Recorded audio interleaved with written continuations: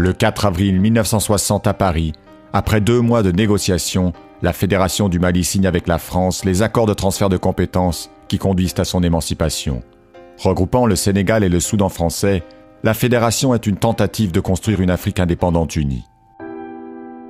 Après la Seconde Guerre mondiale, la France s'était efforcée de contenir la montée des revendications indépendantistes en accordant un nouveau statut à ses colonies à travers l'Union, puis la communauté française chère au général de Gaulle. Mais l'existence de l'institution est brève. Dès sa création en 1958, la Guinée de Sékou Touré refuse d'y prendre part, tandis que les fédéralistes Modibo Keïta et Léopold Sédar Senghor dénoncent la balkanisation de l'ancienne Afrique occidentale française. Sous l'impulsion des 2 leaders, le Sénégal, le Soudan, la Haute-Volta et le Dahomey envisagent de s'associer à la communauté au sein d'une fédération. Mais face aux résistances de la France et de l'Ivoirien Félix Houphouët-Boigny, le Dahomey et la Haute-Volta renoncent, le Sénégal et le Soudan seuls créent la Fédération du Mali. Léopold Sédar Senghor est élu président de l'Assemblée et Modibo Keïta devient chef du gouvernement fédéral. Ensemble, ils négocient la souveraineté complète de la fédération finalement acceptée par de Gaulle.